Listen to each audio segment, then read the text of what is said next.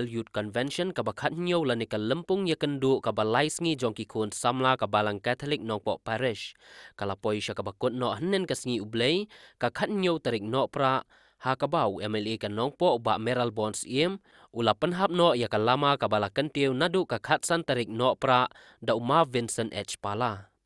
Ha ketika lempung jong kikun samla lawan bani shimbenta da kikun samla kentai bat shenrang jong kabalang Catholic kiba kentup na kilai teli ki sub district kata kan Nongpok sub district kamar ngar sub district bat kan Nongkharai sub district kabakot da kispa ngutam. Bat ha ketika sengi la sakilang ya ketika jing penhap lama da ka jingdon lang UMDC kan Nongpok ba Balajit Rani uba Sunshine Makri Father Peters Imli Parish Priest jong kabalang Nongpok Parish Father Devazia Vazail SDB lambat ki sister Father bat kiwei kiwei.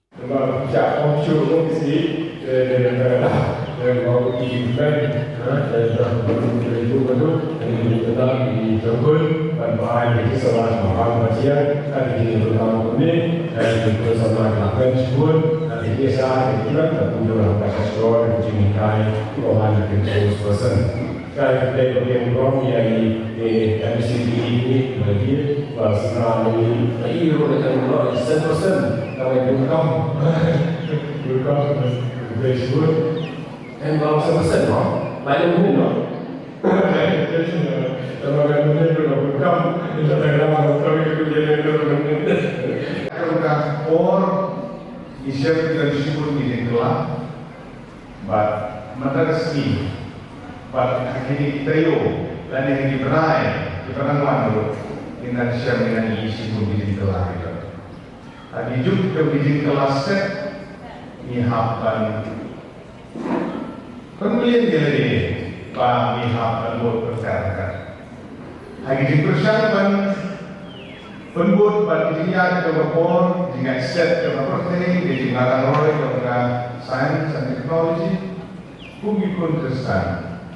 Dihapkan pikir ya terjadi. Nama kata kalau berhubungan atau kata ada bagi hal ini ya kisinjam kumpi pun sama. Akmi bahade umur dia om kumpi bangsa meneri kumpi bangsa bangsa. Nama kata dari kapor kama kun sama hadir tadi model dia bilang ini. Aduh kata kepada maka aduh dibakar saw kesan terusnya ratusan lagi ratusan senang tidak. Kemudian ini dia lewat lagi ini lagi.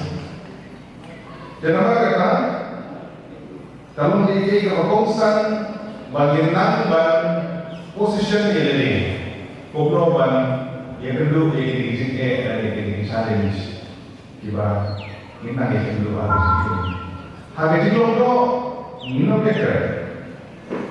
Kita disebut kimere berikutnya. Behar itu bersiul. Bersama ini. Kamu paling penting ini. Sila. Nada bentar kalau ini bersama.